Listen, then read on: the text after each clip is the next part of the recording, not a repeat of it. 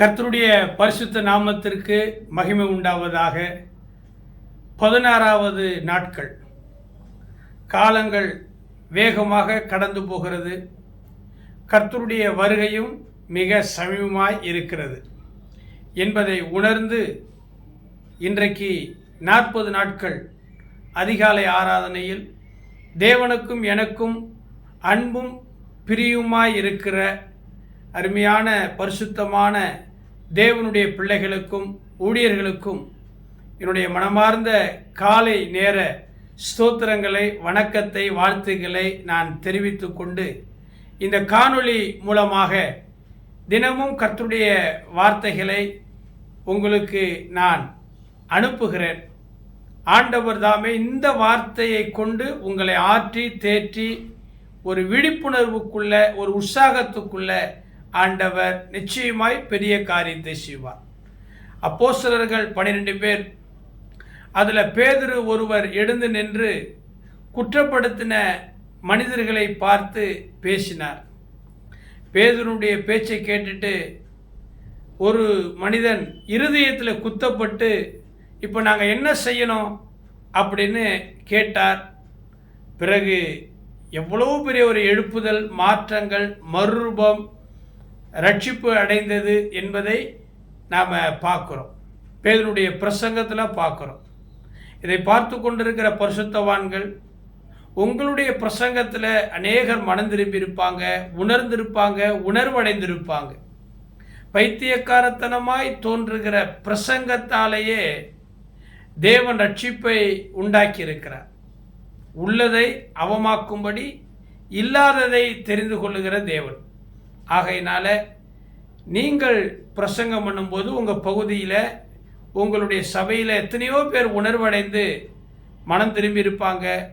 இது தப்பு, இது சரி என்று அவர்கள் வகையறுத்து அவருடைய வாழ்க்கையை மாற்றி கொண்டிருப்பாங்க. அந்த அடிப்படையில் தான் நானும் கர்த்தருடைய ஊழியக்காரனாய் இந்த காணொளி மூலமாய் சில வார்த்தைகளை பேசுகிறேன். உங்களுக்கு தெரியாததை நான் பேச போகிறதும் இல்லை, உங்களுக்கு போதிக்கணும் அப்படிங்கிற எண்ணமும் இல்லை.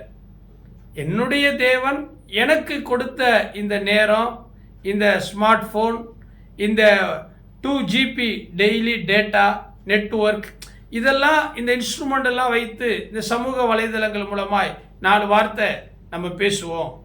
சிலருக்கு அது அற்புதமான விடுதலையை தரும் என்கிற எண்ணத்தில் தான் பேசுகிறேனே ஒழிய, நான் ஒரே ஸ்காலர், நான் ஒரு டாக்டர், நான் ஒரு பெரிய பண்டிதர், வேத ஆராய்ச்சியாளர், பிரசங்கியாளர், என்கிட்ட திறமை இருக்குது, மற்றவங்களுக்கெல்லாம் எதுவும் இல்லை அப்படிங்கிற எண்ணத்தில், நோக்கத்தில் நான் பேசலைங்க.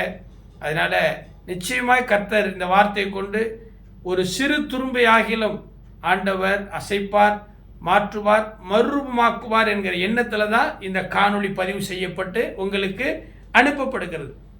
இந்த யூடியூப்பை பாருங்கள். இந்த யூடியூப் வழியாக நம்ம சம்பாதிக்கணும்.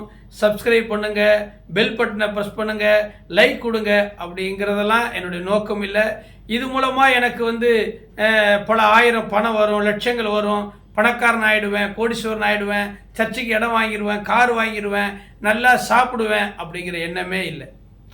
எனக்கு தெரிந்த வசனத்தை இந்த இன்ஸ்ட்ருமெண்ட் மூலமாய், இந்த ஒலிக்கற்றை மூலமாய், அலைக்கற்றை மூலமாய், இந்த வேவ்ஸ் மூலமாய் பல நாடுகளில் இருக்கிற உங்களுக்கு நீங்கள் பார்க்கணுன்னு அனுப்புகிறேன்னே ஒழிய மற்றபடி ஒன்றுமே இல்லை. கர்த்தர் உங்களை இந்த 16வது நாள் ஆண்டவருடைய சமூகத்திலிருந்து நான் இன்றைக்கு உங்களுக்கு செய்தியை சொல்ல விரும்புகிறேன். இன்றைக்கு நான் தியானித்து கொண்டிருக்கும் பொழுது இளைப்பாறுதலை குறித்து எனக்குள்ளே ஒரு தாக்கம் ஏற்பட்டது. இளைப்பாறுதல், இளைப்பாறுதல், இளைப்பாறுதல். இந்த இளைப்பாறுதல் அப்படிங்கிற வார்த்தையை பல பரிசுத்தவான்கள் பலவிதமாய் பேசுகிறாங்க. குறிப்பாக இளைப்பாறுதல் என்று சொன்னால் அவர்கள் மரித்து விட்டாங்க, பரலோக ராஜ்யத்துக்கு போயிட்டாங்க, அங்கே தேவனோடு கூட அவங்க இளைப்பாறுகிறாங்க, ரெஸ்ட் இன் பீஸ், RIP ஆக அதை குறித்து சொல்கிறாங்க. சில பேர் இளைப்பாறுதல் என்றாக்கா தூங்கிட்டு இருக்கிறாங்க, ஓய்வு எடுத்துக்கிட்டு ரெஸ்ட் எடுத்துக்கிட்டு இருக்கிறாங்க அப்படின்னு சொல்கிறாங்க. அன்பானவர்களே, யார் எப்படி சொன்னாலும் ஒரே ஒரு பொருளாகத்தான் வேதம் வரையறுத்திருக்கிறது என்பதை இந்த நாளிலே நான் உங்களுக்கு சொல்லுகிறேன்.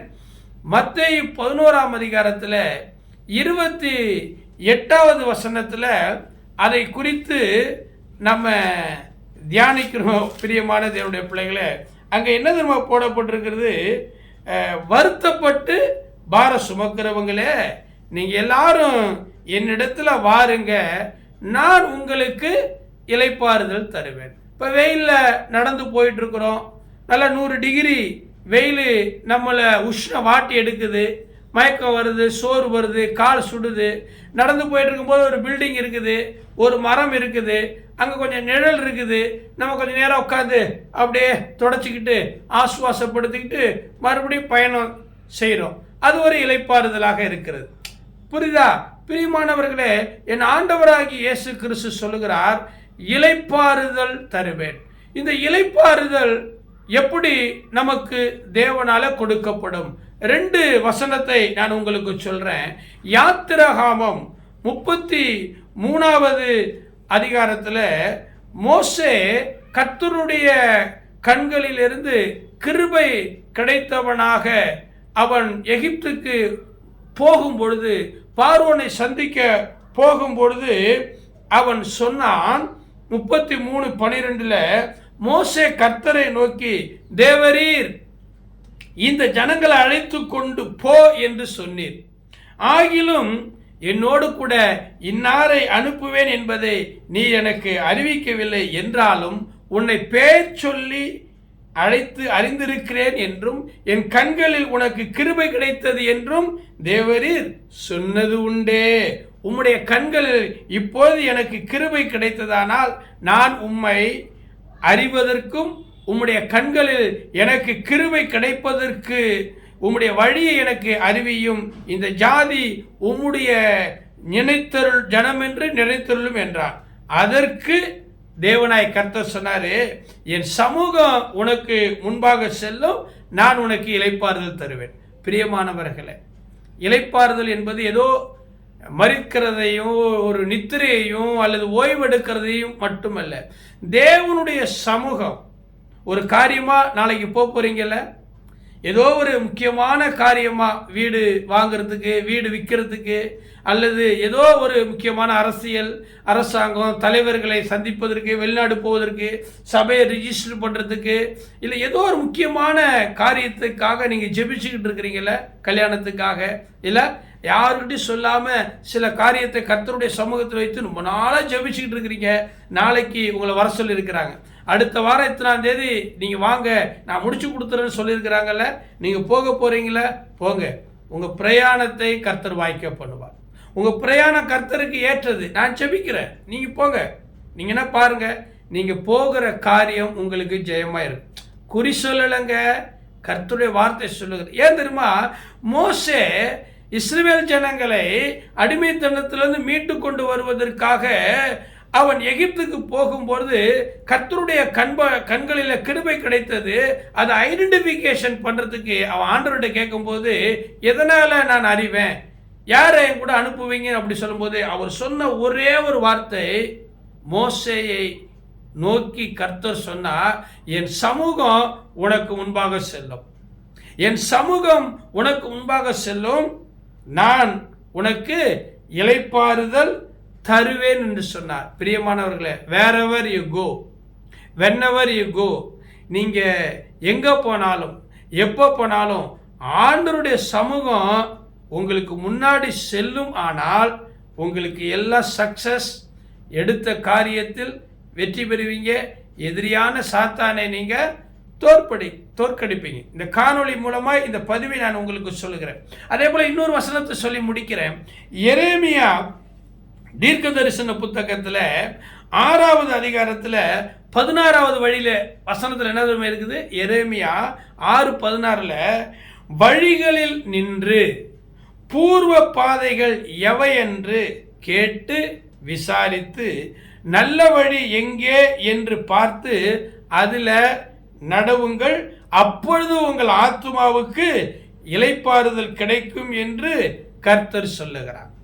மனம் போன போக்கில் போயிட்டு, கால் போன போக்கில் போயிட்டு, அவங்க கூப்பிட்டாங்க, இவங்க கூப்பிட்டாங்க, அவர் தீர்க்கதரிசி சொன்னார், இவர் தீர்க்கதரிசி சொன்னார், அது குருவி ஜோசியம் சொன்னிச்சு, கிளி ஜோசியம் சொன்னிச்சு, கைராசி பார்த்தேன், பொருத்தம் பார்த்தேன், ஜாதகம் பார்த்தேன், கனவுல வந்தது, சொப்பனத்தை வந்தது, பள்ளி பல பல பலன்னு அடிச்சுது. ஏதோ இதெல்லாம் இதை நம்பியெல்லாம் போகாதீங்க பிரியமானவர்களே. வழிகளில் நின்று, வழின்னா என்ன தெரியுமா?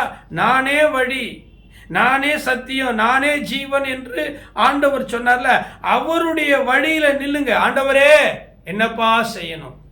தேராகு மரித்த பிற்பாடு ஆபிரகாம் நிலை குனிந்து போனார். அப்பா மரித்த பிற்பாடு நிலை குனிந்து போனார். ஒருவேளை இன்றைக்கு உங்க அப்பா மரித்திருக்கலாம், அம்மா மரித்திருக்கலாம், கணவன் மரித்திருக்கலாம், மனைவி மரித்திருக்கலாம், ரொம்ப நேசிச்ச உங்களுடைய பிள்ளைகள் உறவுகள் மரித்து நான் என்ன செய்ய போறேனே அப்படின்னு கவலைப்படலாம். பிரியமானவர்களே, ஆண்டவருக்கு முன்னாடி நில்லுங்க. அவர் சொல்றாரு, அமர்ந்திருந்து நானே தேவன் என்று அறிந்து கொள். அவர் காட்டுகிற அந்த வழியில நின்று ஆண்டவர்கிட்ட கேளுங்க, பூர்வ பாதை எவை என்று விசாரித்து நல்ல வழி எங்கே என்று பார்த்து அதுல நடங்க. அப்பொழுது உங்கள் ஆத்துமாவுக்கு இளைப்பாறுதல் கிடைக்கும். என்னங்க சொல்றது சரிதானே? ஏதோ கர்த்தருடைய வேதத்தை வாசித்தேன், தியானித்தேன், இன்றைக்கு அதை உங்களுக்கு சொல்லணும் அப்படின்னு நினச்சி இந்த 16வது அதிகாலையில் உபவாச ஜபத்தில் உங்களுக்கு இந்த வார்த்தைகளை சொல்கிறேன். உங்கள் ஆத்துமாவுக்கு இளைப்பாறுதல் கிடைக்கும். கர்த்தருடைய சமூகம் உங்களுக்கு முன்பாக செல்லும். நீங்கள் வருத்தப்படலாம், பாரப்படலாம், எல்லா வேதனைகளையும் படலாம். ஆனால் கர்த்தர் சொல்லுகிறார், இளைப்பாறுதல் தருவேன், இளைப்பாறுதல் தருவேன் என்று சொல்லியிருக்கிறார். ஆமென். கர்த்தரை மகிமைப்படுத்துங்க. நீங்க போற காரியம் நிச்சயமாய் ஜெயம். அவன் செய்வதெல்லாம் வாய்க்கும். முன்னே ஒண்ணுதான், ஆண்டவருடைய சமூகம் உங்களுக்கு முன்பாக போகணும். பூர்வ வழி எது என்று, நல்ல வழி எது என்று விசாரித்து அதுல பார்த்து நடங்க. நிச்சயமாய் கர்த்தர் உங்களுக்காக யாவையும் செய்து முடிப்பார். God bless you. நாளைக்கு மீண்டும் ஒரு நல்ல செய்தியோடு இந்த காணொளி மூலமாய் கர்த்தருடைய ஊழியக்காரனும் உங்களுக்காக திறப்பில் நின்று ஜெபிக்கிறதான நானும் சந்திப்போம். God bless you. கர்த்தர் உங்களை ஆசீர்வதிப்பார்.